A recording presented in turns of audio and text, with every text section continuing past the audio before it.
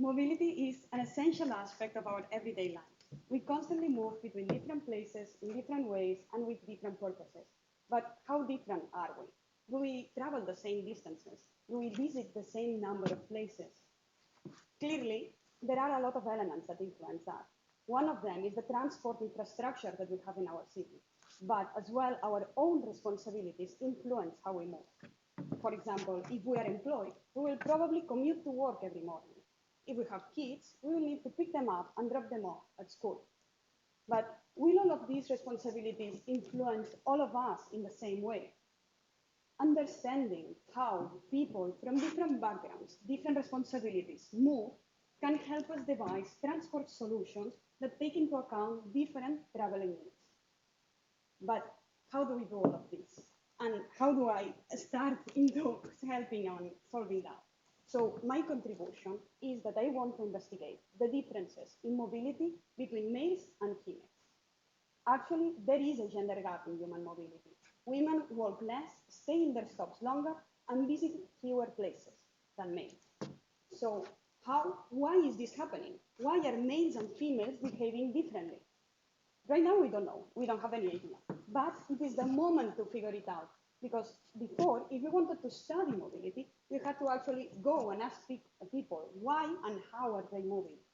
But now we have all of this. All of us carry one of these.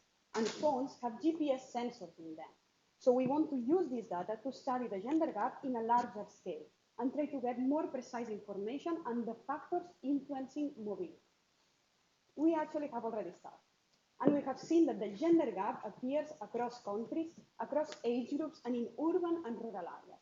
So it is worth investigating a bit more. To do so, we will explore three different hypotheses. First, can the gender gap in mobility be explained by the gender gap in labor market? Second, what is the effect of parenthood? How does our mobility change when we become parents? Is it the same for mothers and fathers? And third, what is the perception of safety effect? Like, is our path changing when we feel unsafe in a street? And is it the same for both genders? We hope that by expanding our knowledge on how people move, we will be able to design sustainable and inclusive cities that leave no one behind. Thank you.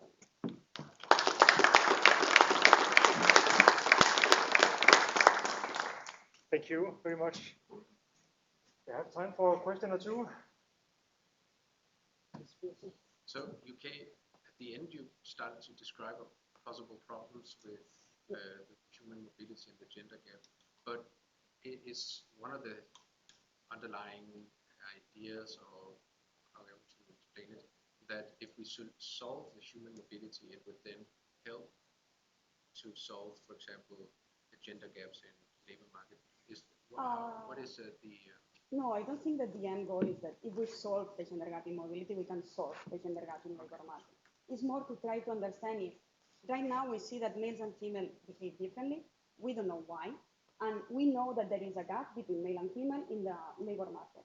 And the idea was a bit like, okay, if the unemployment rate is higher for women, is this directly impacting their mobility? And is our gender gap in mobility just like a causality of the effects on employment? But actually, we are starting to see that it's not the case, that we can see the gender gap in both employed and unemployed. There is a bit of explanation between the two, but it is apparent both ways. And in terms of application, it's more to gain understanding so that we can devise transport solutions that account not only for the commuter, but account for people that do different kinds of movements and take into account different traveling needs. More questions? So I was wondering, geographically, I would expect this to be very different from, let's say, Denmark to Southern America, perhaps, or the gap both, and also you mentioned how women feel safe in. Can you comment on that? So right now we have not get to the safety part, so I can only talk about the differences in mobility per se. And what we are seeing is that it is appearing everywhere, like there is differences between males and females, but our research now is focusing only in European countries, and it's appearing in all of them. But other articles have as well like compared like how different models for mobility behave between other countries and the two genders. And they have seen that when the gap on the, it's called gender index gap. So in an index that has nothing to do with mobility, that evaluates each country kind of gender gap. So if we see that the gender gap on mobility increases, when this index increases as well. So there is some correlation there. Yes, thank you very much. This is a really great communication because you sketched the situation that we all know and then you applied a problem and showed how your project was part of the solution. So it was really, really nice. Thank you. Thank you.